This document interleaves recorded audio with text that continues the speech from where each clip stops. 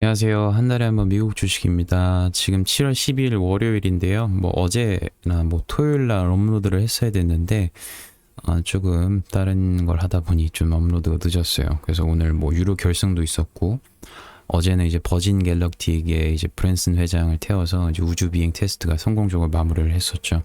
그래서 지금 프리장에서는 어느 정도 상승을 좀 보여주고 있는 것 같습니다. 오늘은 ETF 상품 읽어주는 남자를 진행을 해보려고 하는데요. 근데 저번에 이제 6월달 배당 정산에 이어서 이제 뱅가드 리얼 이스테이트 ETF라고 해서 이제 부동산을 중점으로 하는 그런 ETF를 한번 말씀을 드리려고 합니다. 일단은 제가 보유하고 있는 주식 수는 22주고요. 이제 개별 주식은 옛날에 아메리칸 타워가 있었는데 지금은 매도를 해서 보유하고 있지 않고 수익률은 9.8%,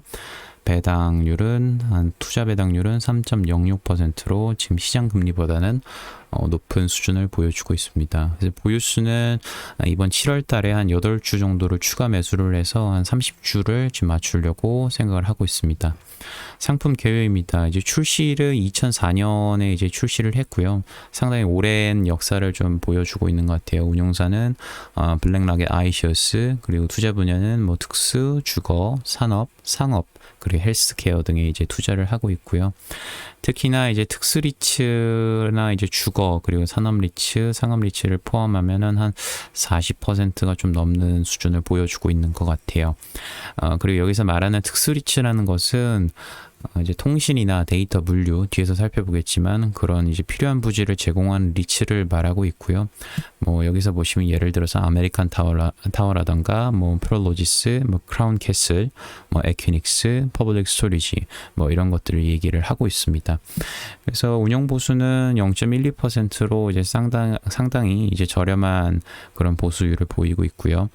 운용 자산 총 금액은 한 750억 달러, 76조 원 정도로 리츠 ETF에서는 가장 큰 규모를 자랑을 하고 있습니다. 이제 세전 배당률은 3%로 분기 배당을 그렇게 시행을 하고 있고요. 이제 3월, 6월, 9월, 12월 그래서 총 4번에 걸쳐서 배당을 지급을 하고 있습니다. 보통은 제가 월급날이 25일인데 그때 맞춰서 약간 배당이 같이 떨어지는 것 같아요. 약간 기분이 좋더라고요. 아무튼 개요는 이렇게 되어 있고요. 이제 주요 보유 기업에 대해서 한번 살펴보려고 합니다. 이제 총 보유 수는 180개 정도의 기업을 이렇게 투자를 하고 있어요. 어느 정도 잘 분산이 되어 있다고 생각이 들고요.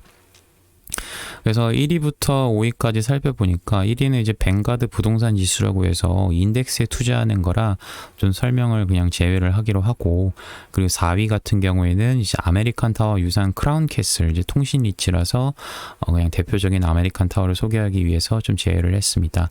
그래서 일단 2위부터 6.99%의 보유 비율을 가지고 있는 아메리칸 타워에 대해서 한번 말씀을 드릴까 해요. 지금 현재 이제 5G 시장 확장에 따라서 이제 지속 성장이 이제 기대되는 그런 기업이라고 생각합니다. 현재 지금 집중하고 있는 시장은 아프리카고요. 4G 보급률이 10% 정도밖에 안 된다고 해요. 그래서 아무래도 성장 잠재력이 높다는 평가 때문에 10년간은 아프리카에서 성장을 추구할 거라고 지금 분석된 내용들이 있더라고요. 하고 이제 총 20%의 수익 구조를 한번 보려고 하는데 70%는 이름답게 아메리칸 타워라는 이름답게 미국에서 나오고 있습니다. 그리고 나머지 부분은 국제 시장인데 30%가 중남미가 한 18% 정도 되고 있고요. 유럽, 중동, 아프리카가 10% 정도의 비중을 차지를 하고 있습니다. 최대 고객사는 통신사입니다.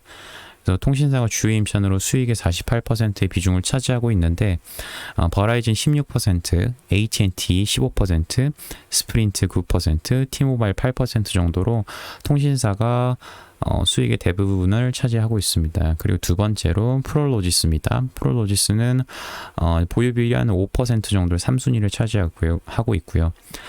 이제 물류 리츠인데 이제 최근 코로나 바이러스 때문에 이제 전자상거래가 좀 많이 성장을 했잖아요. 그거를 계기로 빠르게 성장한 케이스인 것 같아요. 그래서 물류 리츠가 뭐냐면 이제 보유한 물류센터를 이제 이커머스 기업에 빌려준다고 생각을 하시면 될 것 같아요. 그래서 지금 미국 전역과 이제 세계 한 19개국에 4,000개 이상의 물류센터를 보유하고 있다고 해요. 그래서 주요 회사는 주요 이제 뭐랄까요? 손님이라고 해야 되나요? 임차인은 이제 아마존, DHL, 페덱스 같은 대형 물류사 회사가 이제 프롤로지스의 임차인으로 잡혀 있고요. 그렇지만 이제 그런 대형 물류 회사가 있음에도 불구하고 그런 임차인의 비중 10개, 상위 10개를 봤을 때 임차인 비중이 13.5%밖에 안 된다고 합니다. 그래서 어느 정도 너무 의존하지도 않고 골고루 잘 그렇게 비즈니스 모델을 갖고 있는 것 같아요. 그리고 세 번째는 에퀴닉스입니다. 에퀴닉스는 이제 데이터 리치인데 이제 흥미로운 게 이제 TSMC 경영 철학과 비슷해요. 이제 고객사와 경쟁하지 않는다를 경영 철학을 지니고 있다고 합니다.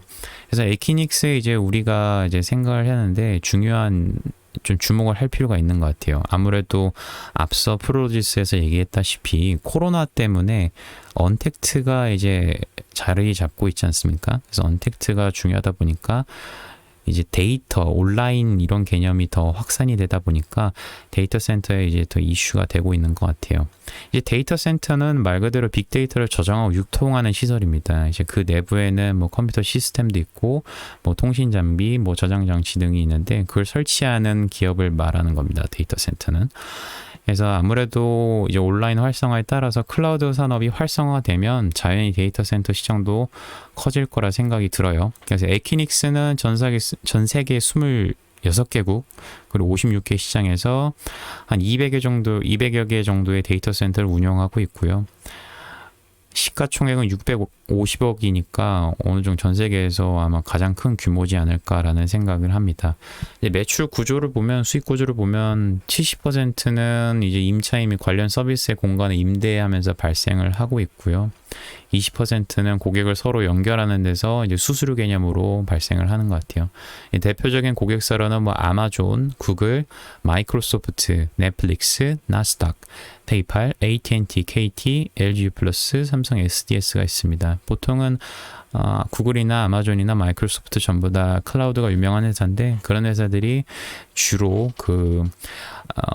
고객으로 자리 잡혀 있습니다. 특수리치가 부각되고 있는 것을 다시 한번 확인해 볼 수 있죠.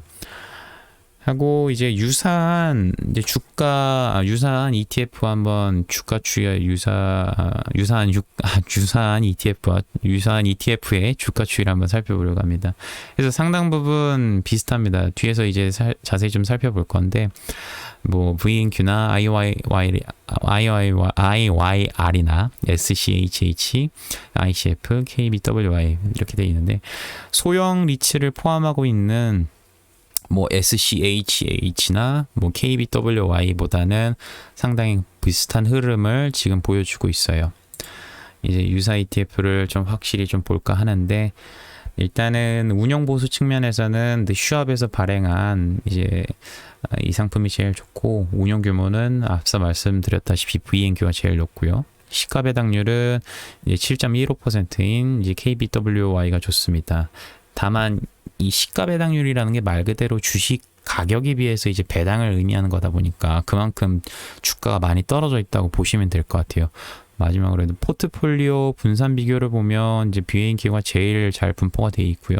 제일 적게는 이제 소형 리츠로 중소형 리츠로 구성되어 있는 KBWI가 제일 적게 되어 있습니다.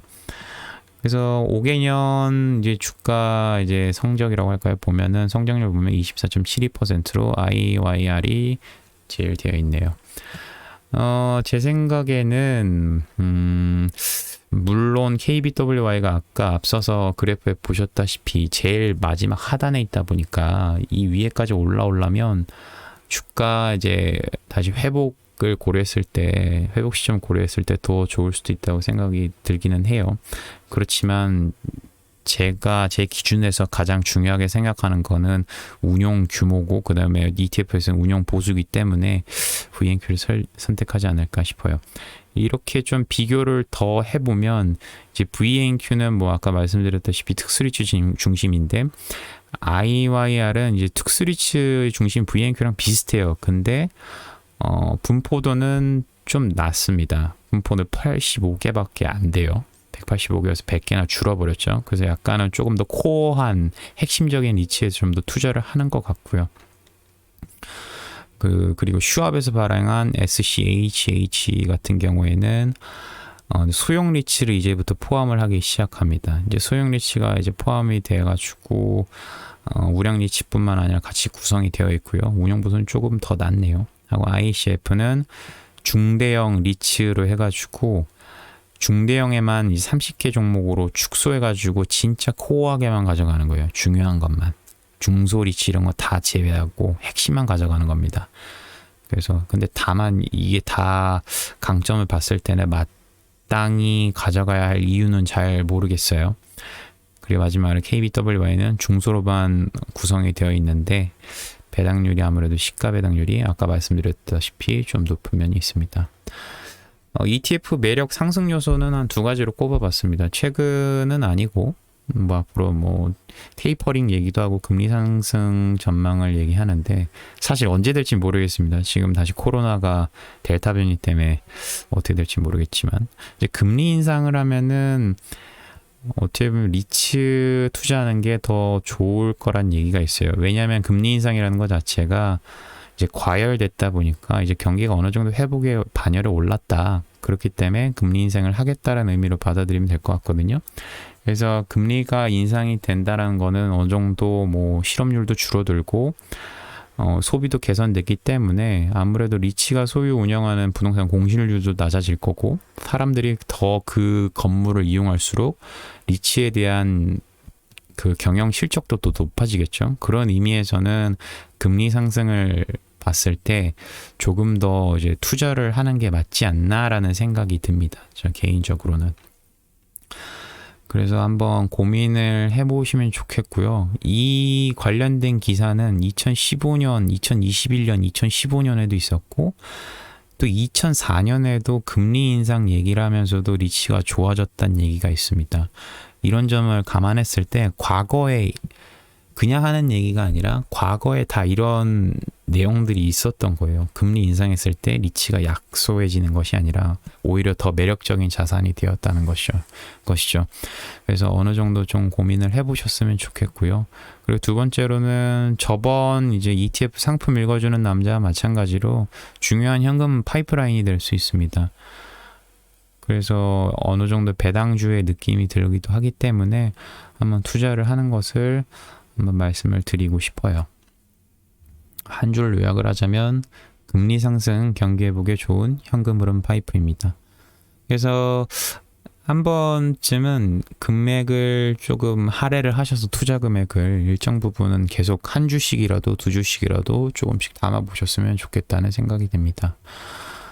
그럼 영상은 여기까지고요. 구독, 좋아요, 알림 설정 부탁드립니다.